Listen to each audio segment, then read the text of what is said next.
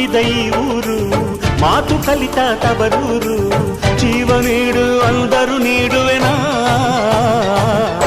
ಹೇರುಕಮ್ಮ ನಮ್ಮ ಊರ ಊರಮ್ಮ, ಹೇರುಕಮ್ಮ ನಮ್ಮ ಮಾತೆ ಮಾತಮ್ಮ.